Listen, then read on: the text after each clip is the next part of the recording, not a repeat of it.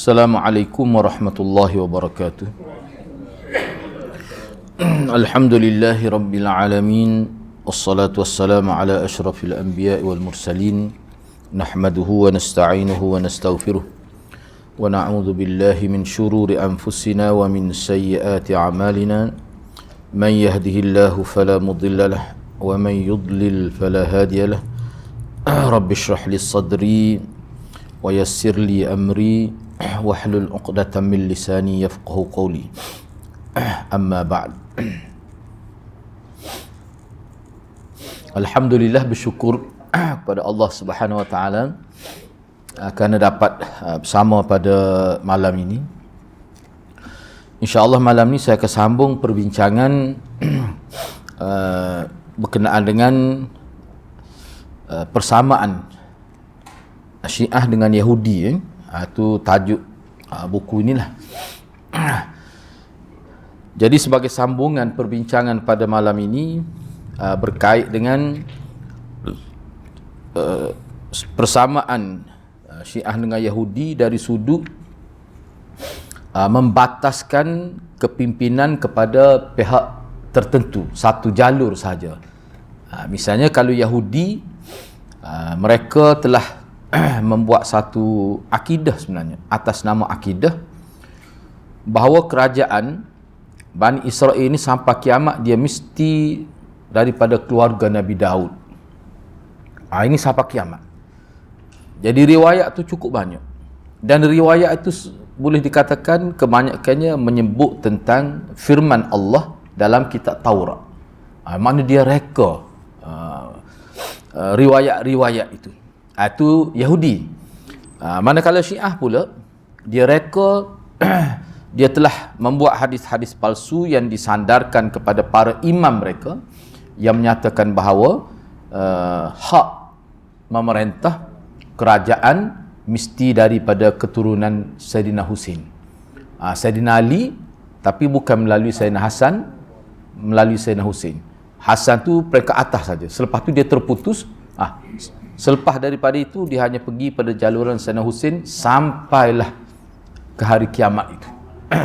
Ada sudut tu sama. Jadi melalui buku ini kita boleh lihat bagaimana pembohongan-pembohongan fakta yang telah dilakukan oleh kedua-dua pihak. Jadi sudut ni sebenarnya dianggap sebagai sudut tasyabbuh, persamaan. Baik, jadi pada malam ni anda nak sebut beberapa contoh saja sebab kitab ini sebenarnya agak detail. Ialah kalau kita tengok pun tebal juga, hampir 1000 muka surat ni. Jadi anda tidak boleh sebut semualah. Kalau sebut semua ni, kita ingat 2 kali pilihan raya lagi mungkin tak habis lagi rasanya. Jadi anda cuba potong-potong lah.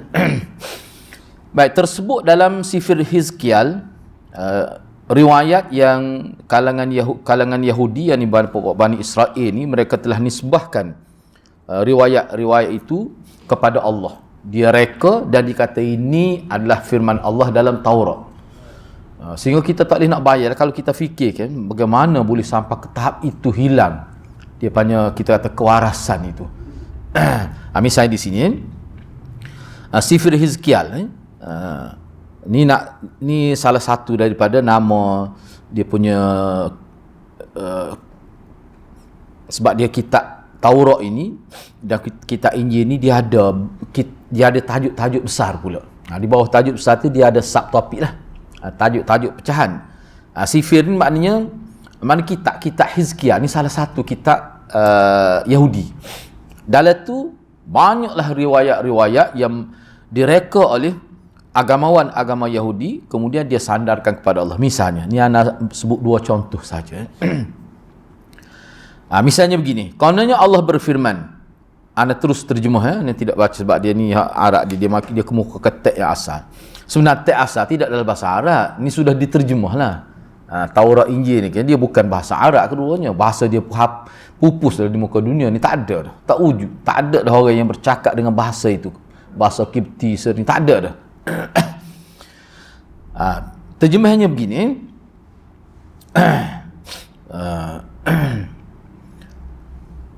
Dari kerana untuk menyabitkan kepimpinan Bani Israel itu di kalangan Bani Israel, maka Allah Subhanahu Wa Taala berfirman,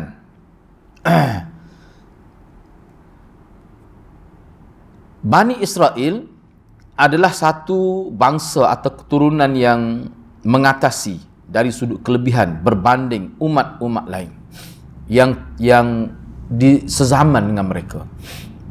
Dan sampai sekarang pun akidah ini masih menebal dalam fahaman pokok Yahudi.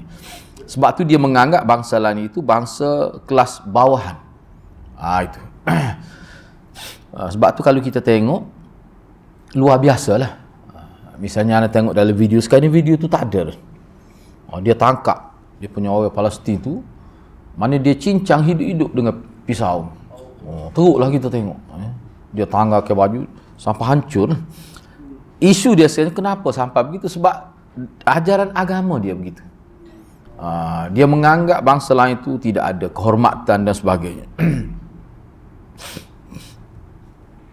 Dan Allah berkata lagi bahawa Allah telah mengumpulkan mereka dari setiap pelosok. Mana anda terus bagi huraian lah sedikit-sedikit secara berperingkat.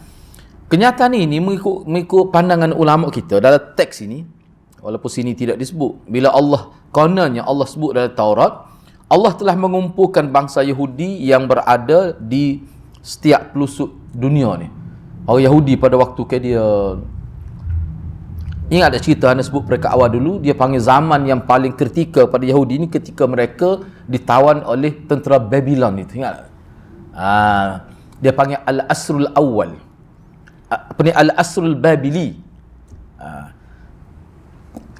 Jadi selepas daripada Nabi Musa tu, mana dia berada di Palestin ya. Kemudian dia dihalau. Dia ditawan oleh Babylon, kemudian dia dibawa pergi ke pelbagai pelosok negara di dunia, dan mereka ini dijadikan hamba cukup lama lah waktu itu, beberapa generasi. Itu kira-kiranya tercatat dalam sejarah bahawa orang Yahudi pada waktu tidak ada kepimpinan, tidak ada negara. Di sini Allah sebut Allah mengumpulkan mereka yang berada di segenap pelosok dunia itu. Dan Allah kembalikan semula mereka ke bumi mereka. Kena ingat dalam kitab Yahudi bila sebut bumi mereka maknanya Palestin. Banyak dia letak atas nas agama Palestin tu milik dia. Itu ya jadi masyarakat kita kata penganut dia berada di seluruh dunia pun dia rasa tidak zalim pimpinan Yahudi sekarang ni. Sebab apa? Sebab dia sebenarnya nak menuntut hak dia. Dia guna atas apa? Menuntut hak. Dakwah itu sebenarnya palsu pun, sebab dia kata di kawasan Masjid Al-Aqsa itu sebenarnya itu haikal dia, rumah ibadat asal dia. Sebab ni kita akan bincang perkara itu. Dan Allah akan menjadikan mereka satu umat yang kuat di bumi, dan tapak mereka adalah di jibal, dipanggil gunung Israel. Ini di Palestin ni. Dan Allah menyatukan mereka di bawah satu kerajaan. Dan kerajaan ini adalah kerajaan milik bersama orang-orang Yahudi. Tu. Allah berkata lagi, kononnya lah kita sebut, jangan percaya pula. Nak baca mana tak percaya ni. Dan jangan silap pula. Kononnya Allah berfirman, Daud adalah hamba-Ku. Dia akan menjadi raja, pemerintah terhadap orang Yahudi. Jadi dia akan menjadi penjaga kepada seluruh Bani Israel ataupun Yahudi.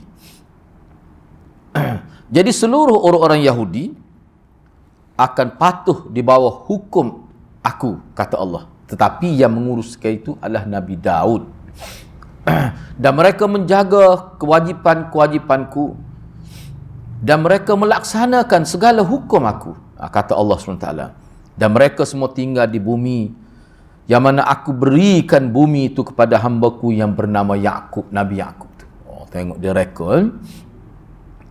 Yang mana di bumi itulah nenek moyang mereka tinggal satu ketika dahulu. Dan mereka juga tinggal di situ. Mereka dan anak cucu mereka dan anak-anak cucu mereka ilal abad, sampai bila-bila. Ini bahaya ni. Ni ajaran ni memang cukup bahaya. Sebab dia letak atas nama firman Allah. Bila dia letak atas nama firman Allah, sebab akidah ni dia ada kekuatan dia. Dia akan menolak seseorang itu sehingga sanggup mati. Wa abdi Daud, dan hambaku Daud, raisu alaihim ilal abad, adalah ketua orang Yahudi sampai ke kiamat. Abad ni sampai bila-bila? Abadal abidin. Itu nas dia. Ni tersebut dalam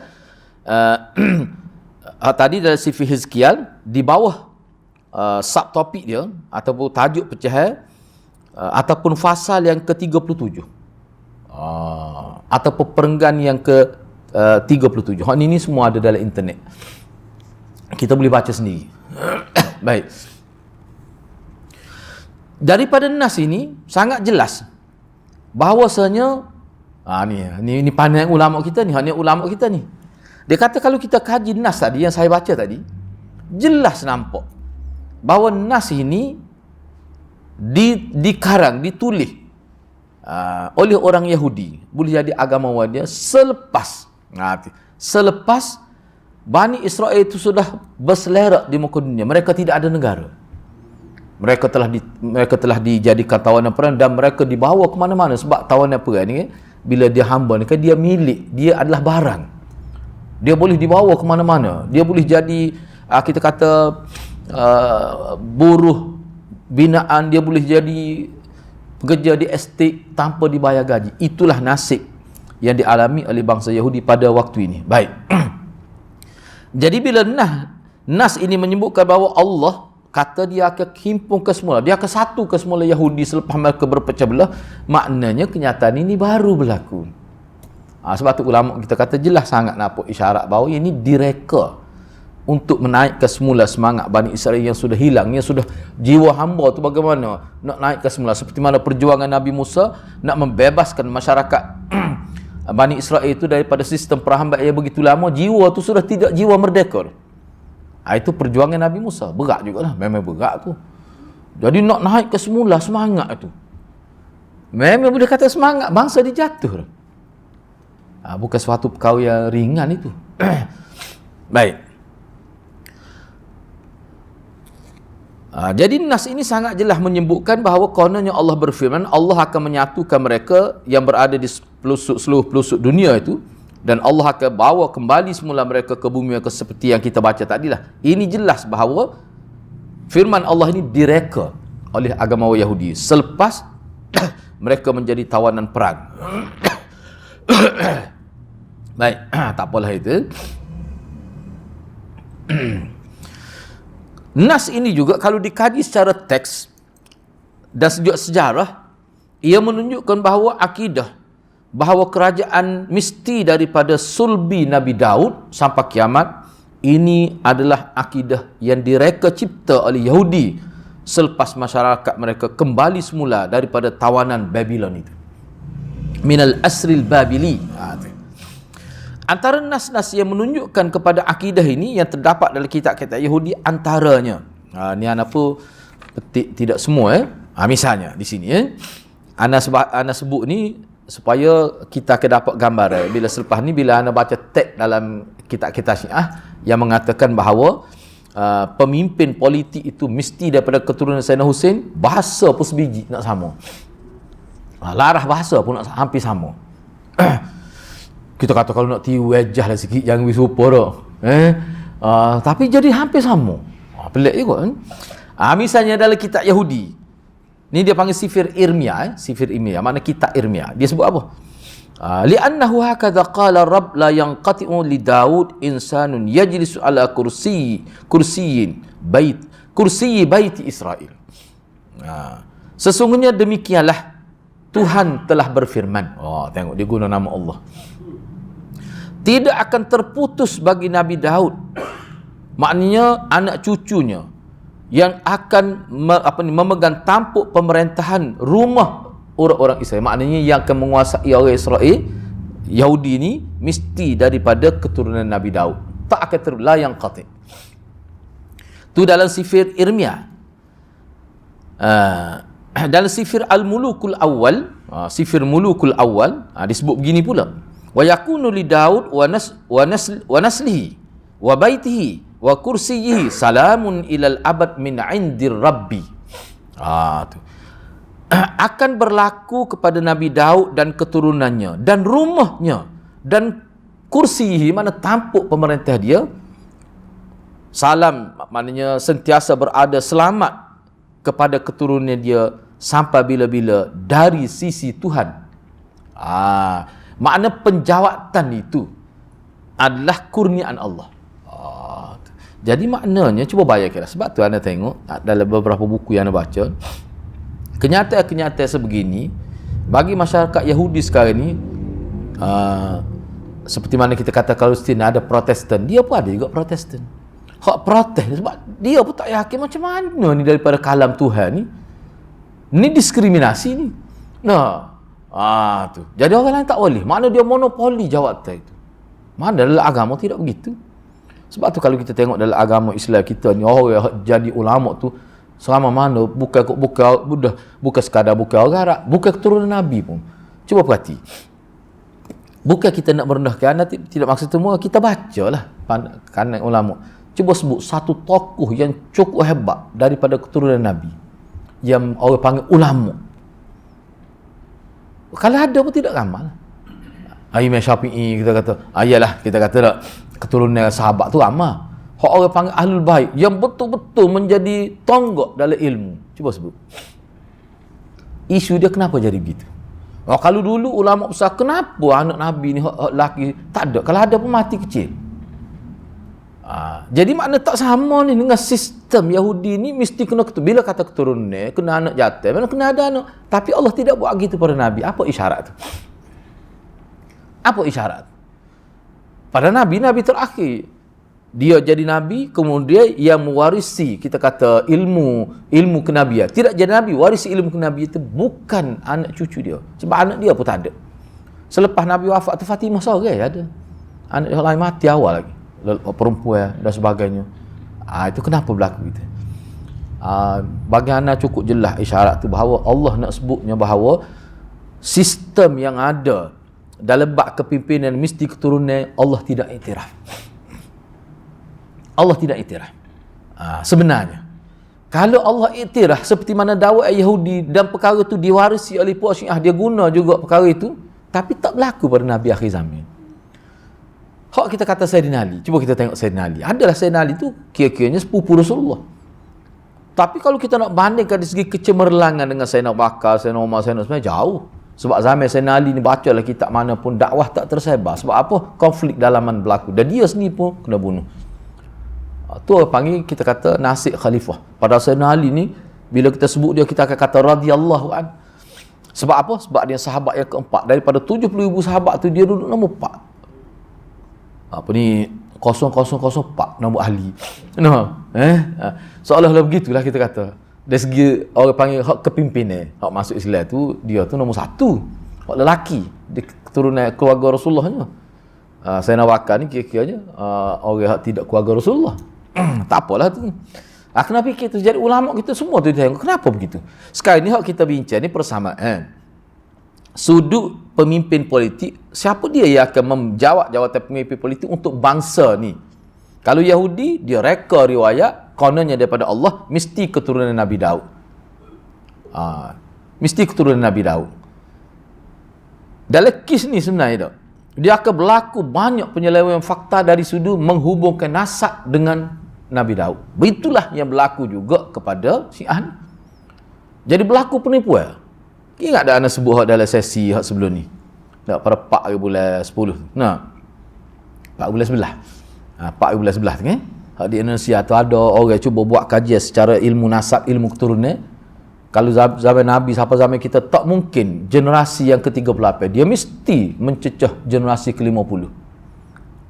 Dan kajian itu tidak dimantau sekarang ni di Indonesia. Dan orang yang buat tu, anda tengok nama apa, boleh tengok internet, dia cabar. Sebabnya begini, sahabat anak pergi seminggu, pergi hidup bersama Papa Habib. Di sana, ni cerita ni berlaku dalam sekitar 10 tahun lepas. 10 tahun lepas. Sana 1 juta lebih Habib di Indonesia. 1 juta lebih. Tu tak kira anak lagi tu. Kau kira anak agak lebih. 1 juta lebih. Ketua dia nama Habib Lutfi. Ada dengar video dia, anak tengok lah. Jadi hak data ke Malaysia ni, kata keturunan 38 tu, bila dibuat kaji, kalaulah keturunan tu 38, zaman kita ni, dia mesti proses melahirkan anak akan berlaku setiap generasi tu umur 40 baru boleh anak. Dia akan berlaku gitu. Sedangkan orang nak boleh anak 20 boleh dah anak, 22 boleh dah. Jadi kalau ke satu generasi berdasar kepada silsilah keturunan, mesti mencecah 50 generasi tu. Sebab 1400 tahun lebih. Dia kira tu memang logik. Jadi Hana sebut gitu untuk menjelaskan bahawa bila kita letak sesuatu di atas dasar keturunan seperti Yahudi dan perkara itu disambung oleh Syiah, dia akan berlaku pembohongan secara besar-besaran. Sebab apa? Masing-masing nak sabit dia dengan keturunan itu. Akan berlaku begitu. Tu. Ana pun tak bawa nata kepada Syekh. Ni satu hadis dalam Muslim. Ana baru bincang pagi tadi. Sebelum naik kapal terbang. Bincang pukul 8 tu berkenaan dengan cerita kematian Abu Talib dalam hadis Muslim. Memang hadis tu sebenarnya poin paling utama. Allah nak menyatakan bahawa keturunan ini tidak menjadi faktor utama penyelamat manusia di hari akhirat. Nabi ni mustajab doa. Kenapa Allah tak terima doa Nabi supaya Abu Talib masuk Islam? Ulama kita fikir tu, kenapa begitu? Pada hari kematian Nabi pergi lagi. Qul ya ammi la ilaha illallah. Wahai pak cik, katalah sekali saja uhajju bihi indallah. Usabilaka indallah. Saya akan berhujah dengan kata-kata pak cik itu untuk bela pak cik di hadapan. Saya akan jadi peguam. Abu Jahal dengan Abdullah bin Umayyah tu, bin Mughirah tu, duduk tepi. Ini antara tokoh-tokoh utama kafir Mekah tu. Dia kata, apakah kau nak tinggalkan ajaran Abdul Muttalib? Jadi Nabi doa tu, kita kata kenapa Allah tidak makbulkan? Apa yang Allah nak tunjuk kepada kita? Bahawa isu kita kata hidayat, isu keturunan, sebenarnya perkara itu tidak menjadi tonggak dalam kebaikan manusia di hari akhirat. Itu sebenarnya. Sebab itulah dalam hadis, kalau orang belajar hadis, ulama sebut, kalau kita belajar hadis sama sebut, tak ada satu hadis pun Nabi jamin keluarga dia ni mesti ahli syurga. Tak ada. Tapi sahabat Nabi jamin. Sahabat Nabi jamin. Sahabat Nabi semua ahli syurga. Dalam Quran sebut, dalam hadis. Kenapa Nabi tidak kata pada sahabat ni boleh jadi setengah-setengah sahabat tu keluarga dia? Memang berlaku, memang gitu. Ramai juga keluarga dia sahabat. Sayyidina Ali tu sahabat. Ja'far tu sahabat. Ibnu Abbas tu sahabat. Sepupu-sepupu dia saja tu. Tetapi Nabi tidak sebut atas nama keturunan aku, tapi dia sebut atas nama sahabat. Boleh jadi setengah sahabat tu keturunan dia. Boleh jadi orang mari daripada Parsi tu, Salman Al-Farisi tu. Sahabat. Cukup besar peranan dia dalam pembentukan tentera Madinah tu.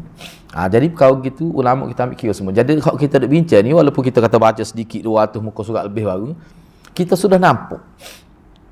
Sebab anda bukan tengok kitab ni saja, sudah nampak dah bahawa hak ni yang kita nak bincang ni sebenarnya yang Allah buat sistem dalam agama ni tidak begini. Nabi pun dia tidak melalui keturunan gitu. Jawatan Nabi ni tidak ada, berlakulah beberapa keturunan Nabi itu lepas ni anak dia ni, tapi dia terputus orang lain pula. Mungkin Bani Israel tapi bukan daripada keluarga, sebab bangsa ni luas. Mungkin berlaku begitu. Itu kena faham jadi cuba kita fikir, Nabi kalau bila dia wafat, harta dia pun keluarga dia tak boleh warisi. Semua tu ada isyarat-isyarat yang jelas bahawa agama Islam ni agama yang memberi peluang kepada semua manusia tanpa mengira keturunan. Hatta keturunan Nabi pun dia tidak terjamin kecuali dia ikut ajaran Nabi. Siapa dia ikut ajaran Nabi, tak kira dia keturunan mana, dia akan dapat kebaikan. Tu agama kita. Tak kira. Mana hak kita kata kena baca buku ni. Apa ni? Ibnul Qayyim tulis tak? Beza antara wali Allah, wali syaitan. Berat tajuk kita tu. Tajuk dia pun berat dah tu. Kalau baca tu terkejut lah kita. Hak orang panggil wali Allah, mana ciri-ciri dia? Hak orang panggil wali syaitan ni, mana ciri-ciri? Dia perjelas itu berdasarkan nas Quran dan hadis. Sebab orang kita ni dia tengok pada serban, pada janggut, mana lebih panjang? Janggut. Kat kita ni tak ada janggut, sikit ada. Oh, letih lah tu. Tu. Baik. Itu anak bagi tu mana satu kepahaman supaya kita orang tak boleh nak tipu kita. Sebab lah ni penipuan berlaku dengan bermodalkan keturunan Nabi. Bahaya ni.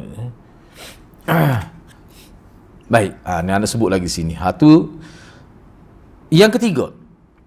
Dalam sifir muluk awal juga disebut wal mulku Sulaiman yubarak wa kursiyyu Daud yakunu thabitan amama Rabbi ilal abad. Tengok tu. Dia kata kerajaan Sulaiman diberkati. Apa mana berkat? Kena ingat kena letak dalam minda kita. Bila sebut berkat dalam konteks istilah syarak, dia ada dua perkara yang berlaku serentak. Kebaikan yang banyak dan kebaikan itu berterusan. Itu makna berkat. Tu. Sebab ada satu buku tu dia panggil At-Tabarruk, mengambil berkat berdasarkan kepada kriteria Quran dan juga hadis. Tebal ni kat buku tu. Ana guna waktu kuliah. Orang tengok kata bila Ustaz dia nak habis kata. Ana kata kalau tengok kitab sebut bila nak habis kata. Berat ngaji gitu.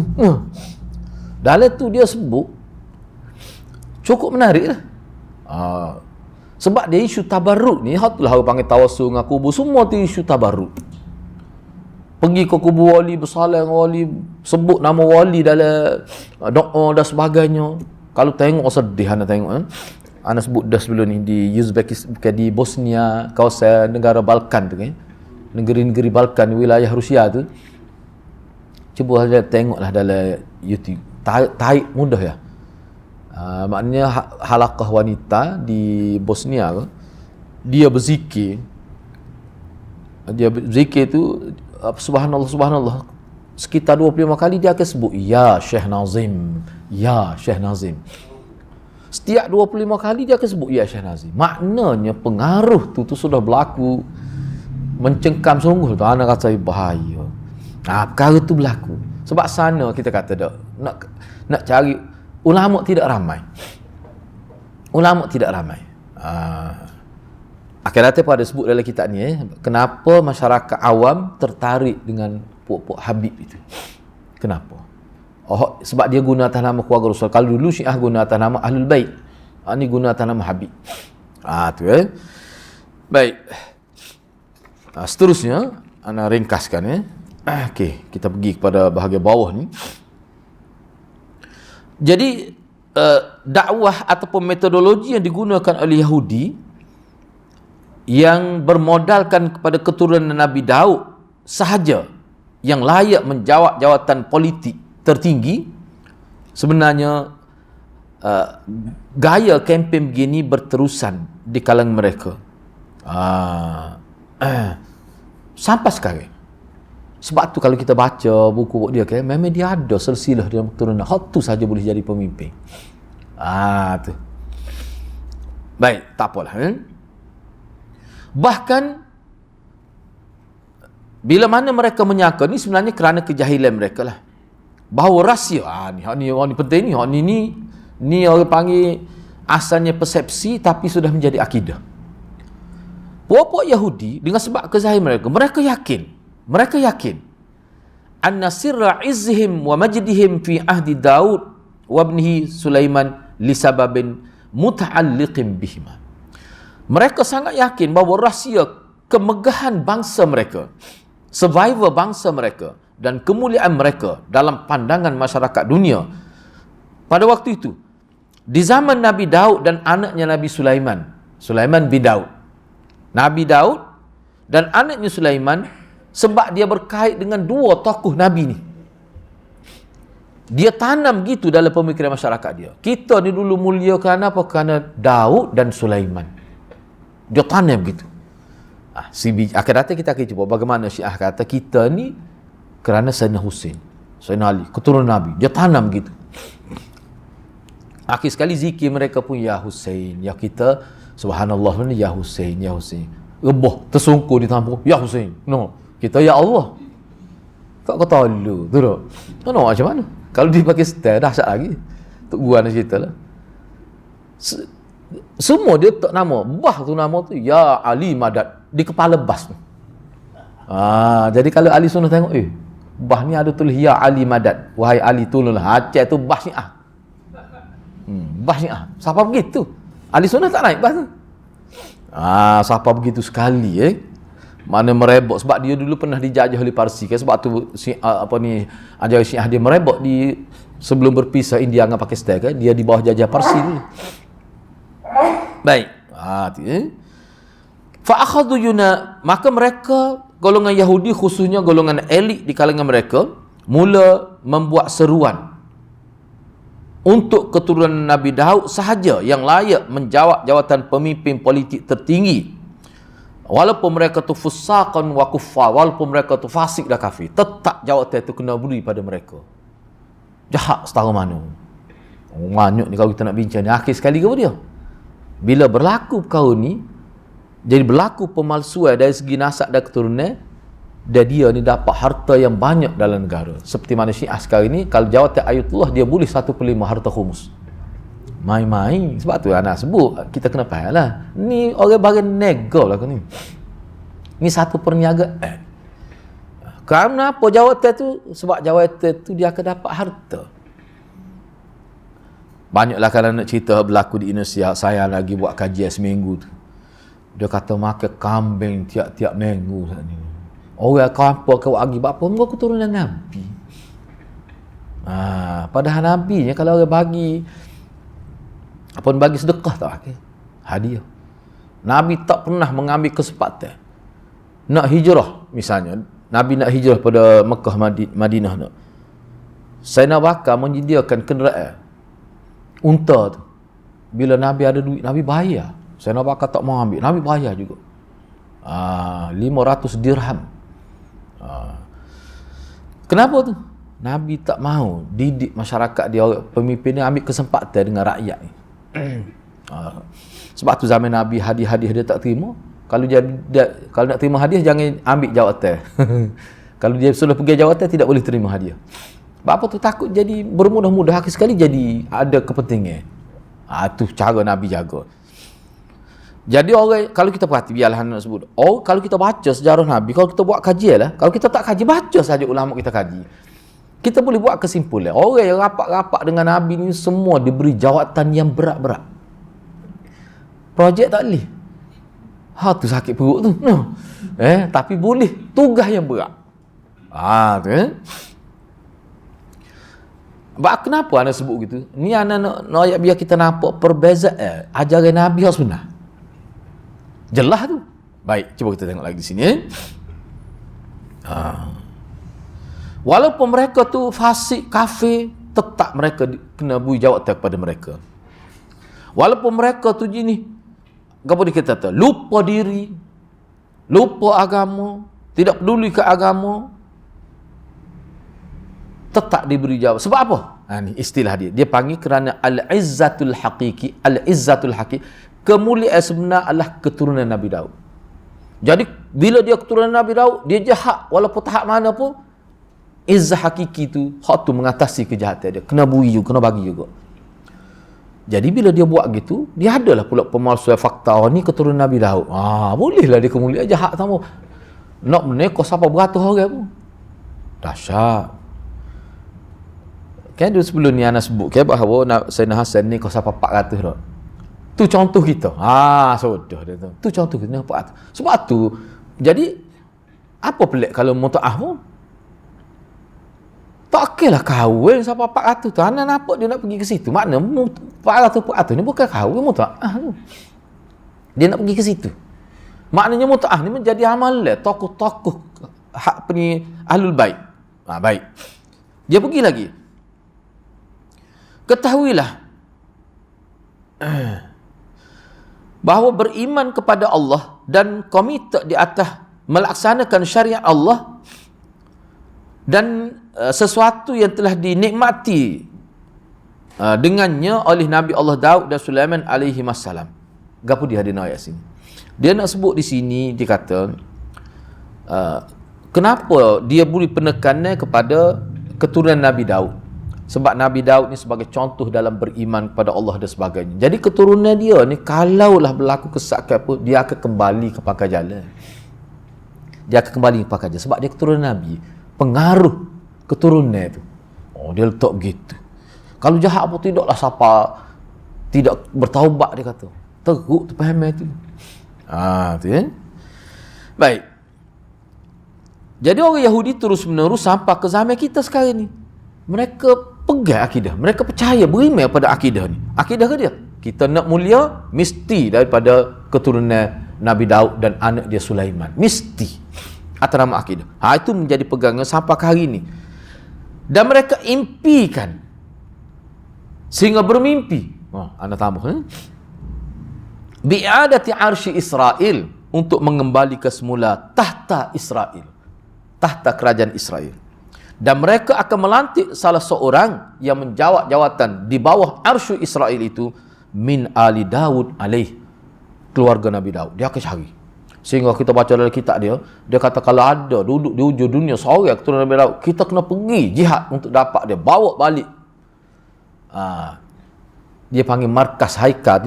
Lepas ni kita akan bincang tu, kenapa dia nak sangat Palestin tu. Kenapa dia nak sangat tapak Al-Quds tu, Masjid Al-Aqsa. Kenapa dia nak sangat itu? Dia ada nostalgia dia. Pokok-pokok dia hidup dalam dunia khayalan pokok ni. Di sini anda nak sebut ni sebab dia ada kait dengan Freemason, dia kait dengan apa ni, banyaklah izam yang teruk zaman kita lah ni. Tersebut dalam protokolat, yakni protokol Hukama Us-Sahyun. Dia ni ada buku dia dalam bahasa Arab. Dia bahasa Inggeris pada. Anak tu dalam bahasa Arab. Protokolat Hukama Us-Sahyun. Apa dia maksud bertukulat Hukama Us-Sahyun? Ni ada dalam internet ada ni. Kalau boleh baca sendiri, dia sekitar berapa? 23 protokol. 24 protokol. Protokol ni makna vision dia. Gapo dia nak capai? 24. Petola apa situlah kan? Petola tu ekor tu sampai ke Mekah tu. Dia target Mekah Madinah. Bukan kata Aqsa saja. Tu yang nak pelik tu. Anak kata macam mana berlaku begitu? Sebab kan Nabi sebut, Nabi kata 3 masjid paling utama kan tak? Masjid Makkah, Madinah dan Aqsa. Hal tu Nabi sebut. Tapi dalam peta dia ada juga 3-3. Dia nak target dia. Dia nak kuasai. Maknanya betul-betul dia ni dendam kerana kerajaan dia jatuh. Nabi halau dia kan daripada Madinah pada tahun ke-6 tu, tahun ke-7 tu. Akhrijul Yahud min Jaziratul Arab. Lepas tu pokok Parsi pula jatuh di zaman Salomah. Tu dendam kesumak terhadap kerajaan Madinah tu. Dia situ nampak sangat. Jadi dalam protokolat pemimpin-pemimpin Zionis, bapa Yahudi ni. Ni Zionis Yahudi. Apa? Dia kata wal'an. Dalam tu sebut wal'an sa'u'alijul uslub alladhi tuqawi bihi daulatal mulki Daud hatta tastamira ila al-yaumil akhir. Dia kata sekarang kita sedang merencana satu perencanaan dan kaedah-kaedah yang boleh menguatkan kerajaan Nabi Daud sehingga dia berterusan sampai hari kiamat. Dia akan fikir. Ni peranan Sahyun, golongan apa ni kita kata Zionis ini. Zionis ni sebelum dia pergi ke Palestin tu, dia menguasai dah negara besar. Kalau kita baca sejarah dia. Sebenarnya. Bahkan kita kata Senate di Amerika tu, kalau tidak sokong Yahudi, tak boleh nak jadi presiden. Memang tak mungkin. Kuat pengaruh dia ni. Sebab tak nak sebut dah daripada awal, ulama kita pun sebut, dia ni bangsa yang memang berbakat sebenarnya. Baik. Kemudian, tokoh-tokoh Zionis dalam protokol itu dia sebut. Dia kata sesungguhnya, ramai anggota-anggota yang penting dalam kerajaan, misalnya kerajaan inilah Amerika dan sebagainya, terdiri daripada keturunan Nabi Daud. Dia sebenarnya kalau kita baca buku Turki dulu pernah ada pokok dia, keturunan dia. Lepas tu di Mesir pun ada. Katanya Syekh As-Sisi tu daripada tu, lagu tu. Yahudi. Ada disebut gitu. Maknanya dia bertebar. Cuma dia sembunyikan. Betul-betul sumpah Abdullah bin Sabah. Dia bila dia ada kuasa, cuba tengok kejahatan Baghdad. Cuba baca sejarah. Kejahatan Baghdad. Sehingga Ibn Asir kata dia tak boleh baca cerita tentang Baghdad. Menangis selalu. maka mereka akan kembali dan mereka akan menyuburkan kerajaan Nabi Daud dan mereka akan mengangkat pengganti-pengganti yang terdiri daripada keturunan Nabi Daud, yang mana mereka tidak akan hilang, tidak akan lenyap. Sebab apa? Sebab mereka mendapat hakul wirasah. Tengok istilah dia guna. Hakul wirasah ni mana? Hak mewarisi. Sebab kita lah, ayah kita mati, mana orang lain boleh ambil harta tu? Kita, sebab kita pewaris dia. Dia dipanggil hak wirasah. Hak tu sebenarnya dia memberi satu jaminan supaya dijamin oleh pelbagai lah, kita kata. Mana mungkin awak boleh ambil jawatan ini sebab awak tidak ada hakul wirasah. Macam mana awak nak tuntut harta ayah saya? Sedangkan awak tidak ada hak wirasah. Saya boleh tuntut sebab saya anak dia. Sebenarnya saya ada hak wirasah. Cuba bayar ke dia, rekod sampai begitu aja. Maknanya keturunan ni adalah hak wirasah. Keturunan dalam bab berjawatan itu. Bahkan mereka tu diberi keistimewaan yang lebih daripada orang lain yang tidak daripada keturunan Nabi Daud dan Nabi Sulaiman. Dahsyat ajaran ini. Kena ingatlah, akan datang bila habis kita kena apa? Oh, rupanya jauh dia pergi. Dia sebut, dia buat begini tu sebenarnya dia nak sesuatu yang lain. Dia nak yang lain. Dia bukan nak memuliakan Nabi Daud dengan Nabi Sulaiman, tidak. Akan datang kita akan nampak. Tidak di sini. Baik. Anda pindah ke bawah. Ya. Ini anda nak sebut pula hak berkait dengan haikal ini. Jadi dalam proses nak mengembalikan kewibawaan kerajaan Nabi Daud dan Nabi Sulaiman, mereka letak pula satu akidah, kita kena ada markas. Sinilah bermula. Nak ambil nak Palestin ni. Kita kena ada satu markas. Yang mana markas itu mesti menjadi tapak utama. Orang panggil apa ni? Kita kata pusat Yahudi. Kalau pusat Islam, Madinah, Mekah. Kalau pusat kita kata Kristian di mana? Di apa ni? Vatikan. Semua jalan menuju ke Vatikan. Tu dia punya apa ni? Pintu gerbang dia. Dia sebut dia ada tu falsafah besar tu bagi dia tu. Semua jalan menuju ke Vatikan tu. Baik, mana tempat suci dia ke situ.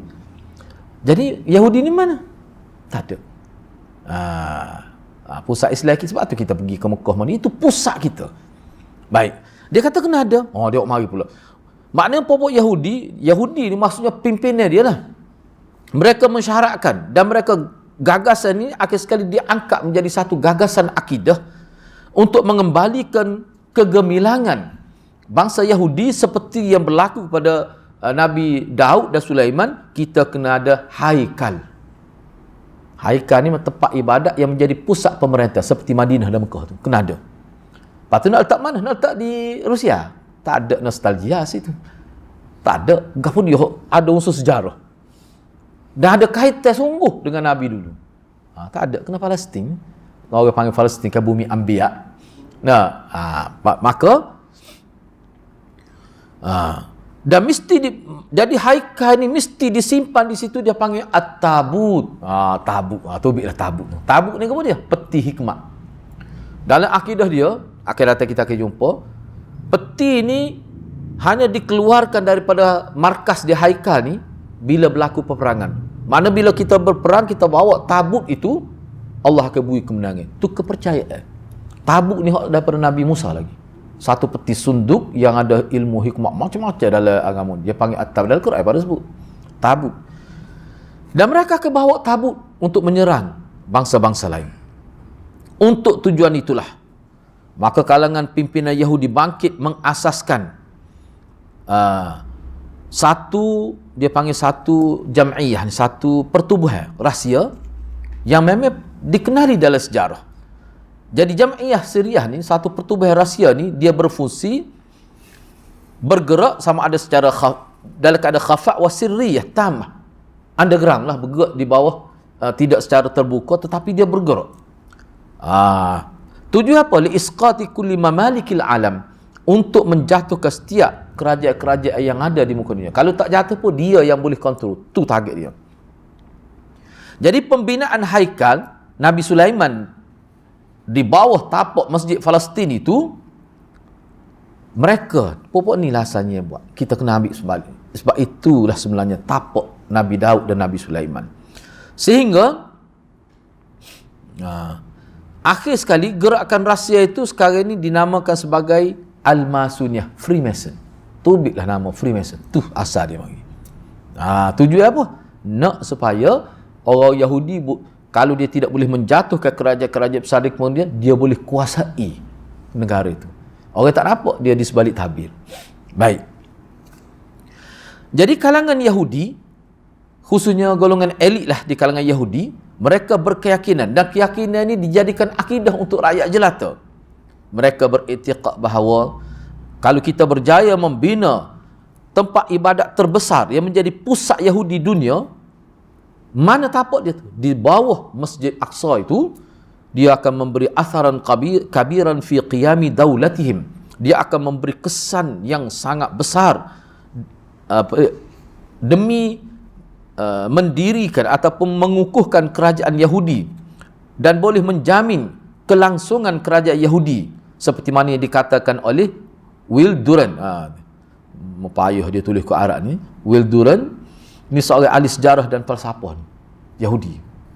Dia ni bukan Yahudi, cuma dia buat kajian Yahudi. Buat tengok dalam internet ada gambar dia apa. Will Durant ni apa dia kata? Ni dia sebut. Ni dia baca kitab Yahudi, dia sebut.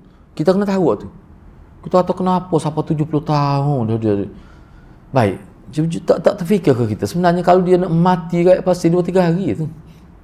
Berapa ditunggu sampai 70 tahun? Hari ni hari 70 dah 70 tahun. Berapa dia tidak bunuh selalu?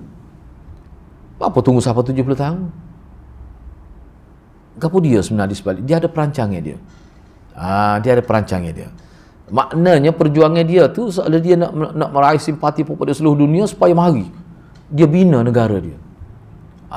Lepas tu dia nak tunjuk kekuatan dia. Lepas tu dia nak memalukan orang Arab. Banyak kalau kita baca dalam buku tu. Padahal kalau dia kata seminggu dia kata. Pada waktu tu. Sekarang ni Hamas kuat tu. Kalau dulu tak ada kekuatan. Kenapa dulu dia tidak musnah? Sedangkan Amerika di bawah bersama dia. Kuasa-kuasa dunia bersama. Kenapa? Dia ada maksud dia. Cuba tengok kata Will Durant. Dia kata membina pusat ibadat terbesar dianggap sepenting-penting usaha dan jihad untuk memperkukuhkan kerajaan Yahudi persis Nabi Daud dan Sulaiman.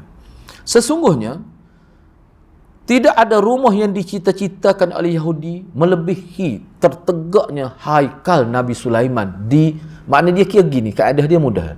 Kita kena hapuskan Masjid Aqsa, di tapak tu kita kena bina haikal Nabi Sulaiman. Seperti mana puak-puak Syiah, kita naik ke keluarga Rasulullah, kita jatuh ke sahabat Nabi. Tu modus operandi sama. Baik. Bahkan selain daripada itu, kita ambil sedikit lagi 10 minit ni. Bahkan selain daripada itu, rumah ibadat haikal ataupun rumah ibadat terbesar yang akan dibina di tapak Masjid Aqsa tu, dia bukan sekadar tempat ibadat, tidak, tapi dia merupakan markazan ruhiyyan lil Yahud. Dia merupakan satu markas kerohanian untuk Yahudi. Dan merupakan pusat pemerintahan dan merupakan satu wasilah untuk memindahkan warisan pusaka Nabi Daud dan Nabi Sulaiman, dan dia merupakan zikra, orang panggil memori mereka yang akan dikenang dalam sejarah ketika mereka terbuang di zaman mereka ditakluk oleh Babylon tu. Ni ana baca dalam buku dia ke. Puak dia sebut sebagai satu perayaan ni. Kita dulu kena tahu oleh Babylon lagu mana keadaan kita dijadikan hamba abdil bihina pada binatang. Cara dia naikkan semangat dia. So puak-puak Syiah guna pembunuhan Sayyidina Hussein tu nak apa ni kita kata provokasi supaya benci kepada ahli sunnah. Cara dia. Sesungguhnya tujuan untuk membina rumah ibadat di tapak Masjid Aqsa tu sebenarnya dia ada cita-cita yang lebih tinggi, iaitu untuk mengangkat agama Yahudi supaya agama Yahudi ni dilihat lebih tinggi daripada mana-mana agama yang ada di muka dunia. Kerana Yahudi ni asalnya adalah agama wahyu. Kita nak lebih tinggi daripada itu. Dan tujuannya nak ada satu markas keagamaan itu ialah demi untuk mengukuhkan akidah orang Yahudi. Ni anda nak sebut sikit harap. Cuba perhati, cita-cita dia tak ada beza dengan Abraham. Tak, cuba perhati. Abraha ke bila dia buat di Yaman, dia buat Kaabah, tak ada orang pergi. Marah dia buat comel gitu mau, lepas tu air percuma, cukup prasarana lekat, tak ada orang pergi. Tiba duduk pergi Mekah tempat kering konten. Nak makan pun payah. No. Oh, ni bahasa Kelantan sedap gitu. Dia ni pun begitulah juga. Pelik sebab tu kita kena faham tu. Jadi sebenarnya Mekah ni dicemburui oleh agama-agama lain. Yalah kita yakin dia tak akan berjaya sebab Mekah Madinah sudah dapat doa daripada Nabi Ibrahim tu lah. Kalau dia buat sahabat mana orang tak akan pergi. Orang tak akan pergi. Orang Islam ni sanggup mati kumpul duit untuk pergi ke Mekah. Okey. Ana ambil sikit lagi.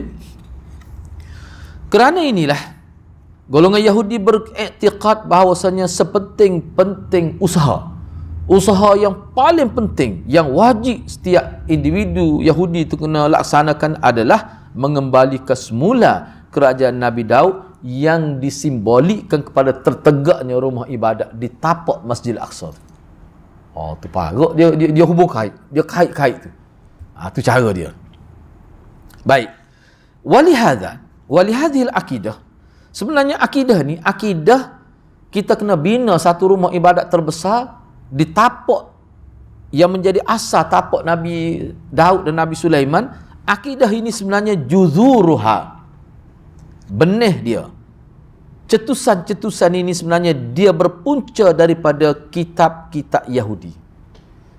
Lepas tu kita percayakah? Bila kata kitab Yahudi, kita percayakah dia ni wahyu daripada Allah? Tidak. Maknanya bila kata kitab-kitab Yahudi, puak Yahudi reka kitab ni.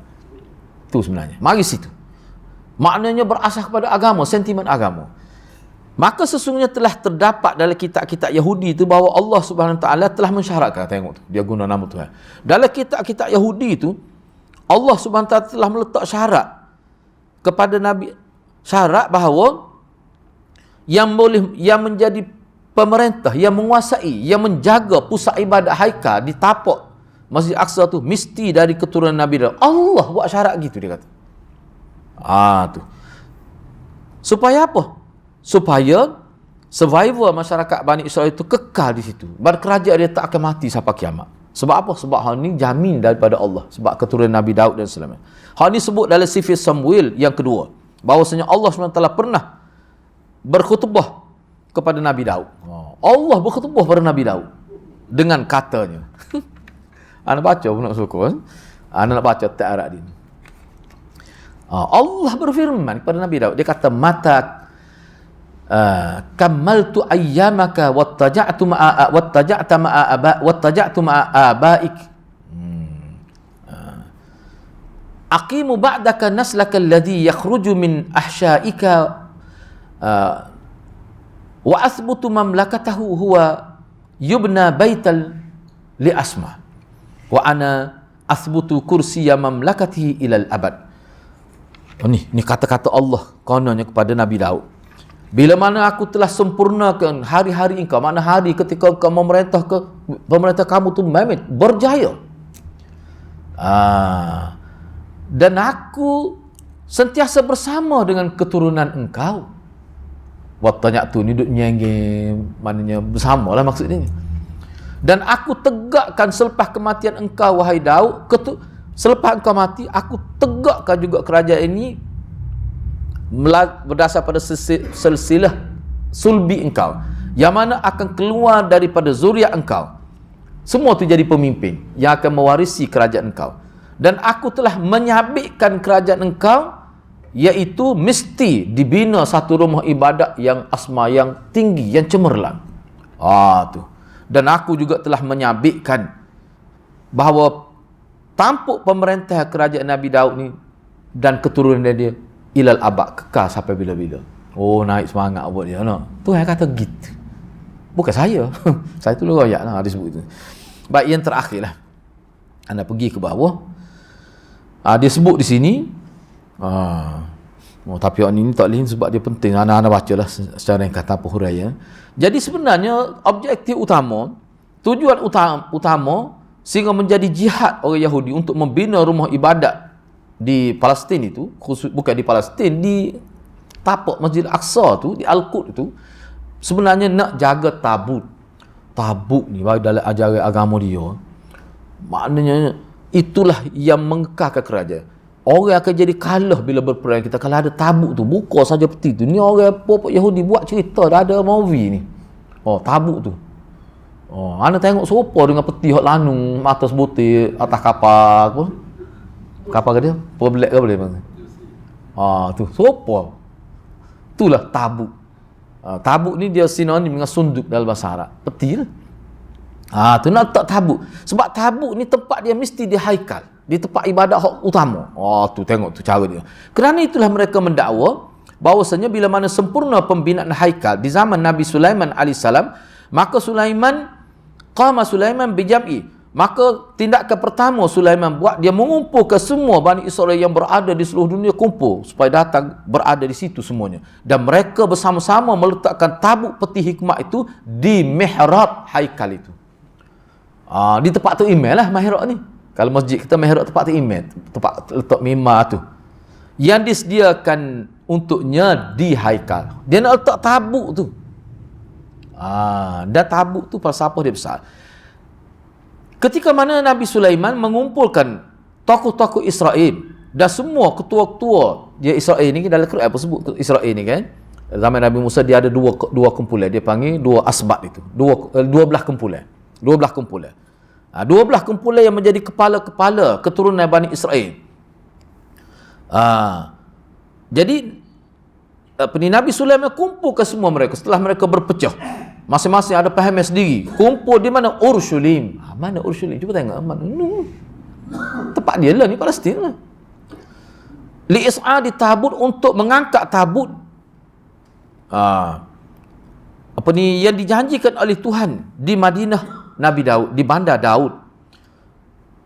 Dan Al-Kahanah, tutup bomoh. Anak jemuh gitu mudah, Kahanah ni. Bomoh-bomoh di zaman itu telah memasukkan tabut yang merupakan janji Tuhan. Dia letak ke tempat asal dia di mihrab Baitul Muqaddas itu. Parut dia terang dia. Di Al-Bait fi Qudsil Aqdas. Di sebuah rumah yang mulia di kalangan yang mulia-mulia. Mana ni? Kita sebut Al-Qud. Min Qudsil Aqdas maknanya tempat yang paling suci di kalangan yang suci-suci. Ni. Kerana inilah tabut sepenting-penting ataupun target yang paling besar di si Yahudi. Maka mereka berkeyakinan bahawa mereka tidak boleh membawa tabut ini bersama mereka dalam peperangan. Kalau mereka bawa, musuh akan kalah. Baik, itu kalau bawa. Jadi sebelum kita bawa tu, dia nak letak di mana dia tu? Tempat simpanan dia. Dia kena letak di mihrab haikal terbesar. Dan mesti ditapak pernah Sulaiman memerintah. Tengok dia punya cara dia bawa. Ni orang politik ni buat kerja ni. Orang politik yang buat benda ni, gagasan ni yang terakhir. Oleh kerana tabut itu mempunyai kedudukan yang sangat tinggi dalam jiwa masyarakat Yahudi, dan dia memberi kesan yang besar dalam peperangan sehingga boleh mengalahkan musuh kalau bawa tabut itu. Kita kata tak logik. Hak ni sudah jadi akidah. Orang boleh percaya bahawa ayah Peng tu tinggal di langit. Nak tak percaya. Peguam pun ada percaya. Hak jadi pengikut dia peguam ada. Nak macam mana? Kita kata Allah bodohnya. Dia kata bodoh. Dia kata kita pula. Jadi mereka mewajibkan Yahudi supaya mereka menguasai. Mereka boleh membentuk semula sebagai siri ulangan kepada tahta Bani Israel, dan mereka akan letaklah tabuk itu, dan tabuk itulah yang akan memenangkan mereka melawan musuh. Itu akidah bahawa dia. Habislah setakat. Untuk bab ni, sekarang ni kita nak tengok ni tak sempat dah. Kita akan bincang pula setelah kita tahu. Kalau tak ingat tabuk, suka nampak gambarnya bagaimana proses reka cipta yang dibuat oleh tokoh-tokoh Yahudi, bagaimana dia nak akak bangsa dia bermodalkan Nabi Daud dan Nabi Sulaiman. Dan dia ada gagasan-gagasan yang berbentuk akidah yang boleh mempengaruhi jiwa masyarakat dia. Kaedah tu, modus operandi itu digunakan oleh Syiah. Kita akan bincang ke data persamaan. Cuma Syiahnya Hasrul Rafidah Al-Imamah fi Wuldil Husain. Syiah dia tiru gagasan Yahudi ni, dia pun buat satu akidah bahawa jawatan imamah pemimpin ni mesti daripada keturunan Sayyidina Husain sahaja. Hak lucunya ke dia? Dua belah orang. 12 orang, kiamat tak tahu bila lagi. Sampai kita lah ni cukup dah 12. Jadi kenapa dia sembunyikan email dia ke-12 tak keluar hari ni? Sebab dia kata takut jadi panjang doa. Jadi mana dia akan kekal kalau sudah keluar, sebab email yang ke-12 ni dia ketika umur 5 tahun dia bersembunyi di gua di Sardak di Iraq. Masa tu umur 5 tahun. Dia panggil Imam Mahdi Al-Muntazar. Itulah yang keluar di akhir dunia ni sebagai Imam Mahdi Muntazar. Enggak 205 Hijrah sampai sekarang ni mana 1200 tahun lebih. Tak keluar. Cerdik bawa dia ni. Dia kata pelik apa? Dia kata kita percaya email 12. Tu email 12. Email yang ke-12 sampai ke 1200 tahun. Tu Khadir kamu tu. Kamu percaya Khadir zaman Nabi Musa. Khadir tak mati lagi. Ada orang jumpa dia di London. Dalam kita. Boleh dia sebut gitu. Jumpa setiap tahun jumpa. Bahkan dia pergi ni. Di Malaysia apa ada pergi. Anda tak mahu sebut tempat tu. Takut orang kita pergi. Khadir. Kalau kita percaya tu, anda tak percaya. Dalam Bukhari dia mati dah Khadir ni. Tapi orang kita percaya. Kalau tarikat Sufi, memang dia akan percaya. Jadi Syiah kata macam mana? Khadir kamu tu lebih lama daripada email 12 kami. Email ke-12. Tu kamu boleh percaya? Kau gitulah Syiah ni dia akan guna. Dia akan rekod pula untuk kita supaya ada persamaan. Tu modus operandi dia. Hak ni kita bincang menghadapi. Hak ni bila kita bincang ni kita nampaklah sangat jelas bagi anda bahawa Syiah Rafidah ni adalah daripada Yahudi.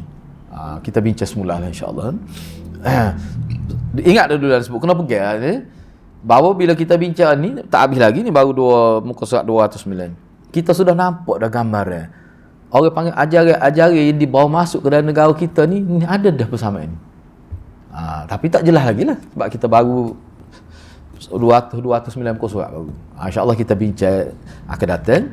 Kita ada persoalan tak sebelum saya tangguh kelas ni ada tu anak dia gini kita kata surat secara total selalu lah.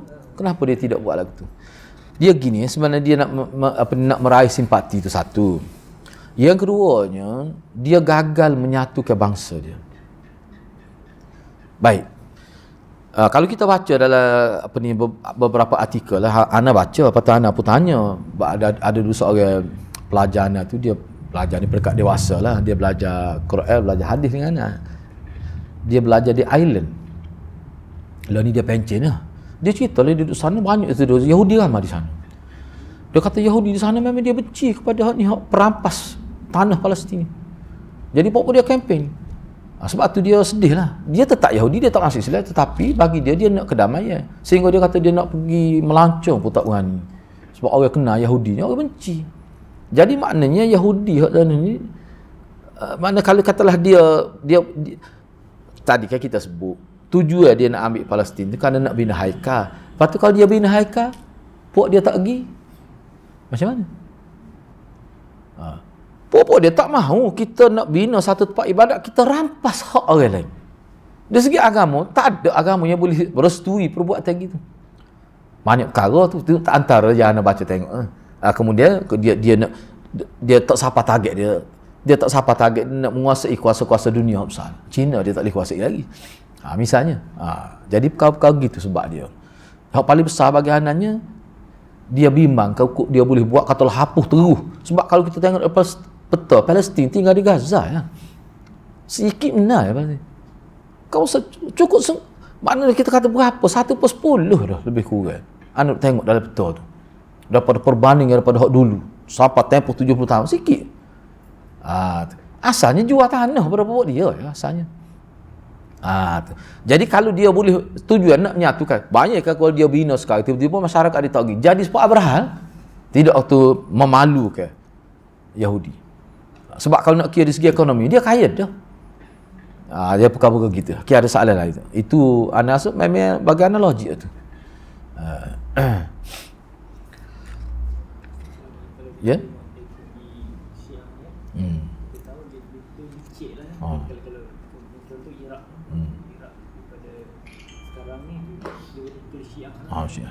Dia gini di Iraq ni Ana baca buku-buku tentang Iraq dan pun kita boleh akses dia punya, kita boleh ambil maklumat daripada akhbar-akhbar dia. Dia sebenarnya zaman Saddam itu Syiah Ahmad dah 60%, 65% Syiah. Syiah di Iraq 65%. Jadi ahli sunnah, iyalah masalah kita kata ahli sunnah Saddam dia dalam bentuk macam mana itu kita sedia maklum lah. Saddam tu dia tu apa kata sosialis, parti Maas. Nah, tak apalah kuku mana pun masih Islam. Macam-macam berita kita dengar bila dia mati baru kita tahu cerita sebenar. Katanya dia duk bunuh umat Islam. Nak golongan Kurdis tu nak macam-macam kan? Tidak.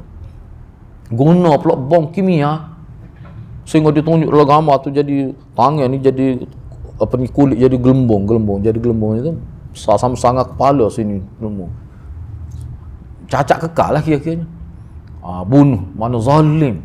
Bunuh rakyat dia sendiri bila rakyat tu tidak sependapat dengan rakyat protes dia. Bila dia mati, bila Syiah boleh ambil tampuk mereka dia digantung pada pagi hari raya tu, Adha tu, baru tahulah rupanya dia hak dia bunuh tu Syiah. Baru terdedah.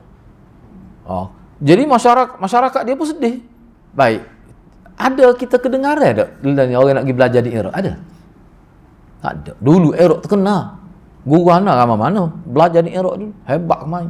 Sekarang tak ada. Sebab Syiah sudah kuasai. Dan anak nak baca di internet juga, mana umat Islam dibunuh setiap hari. Cuma maklumat tu ditutup. Gitu ya. Itulah sedih kan, bimbang kukuk jadi gitu lah. Sebab tu Malaysia kita pun kita bimbang juga jadi gitu.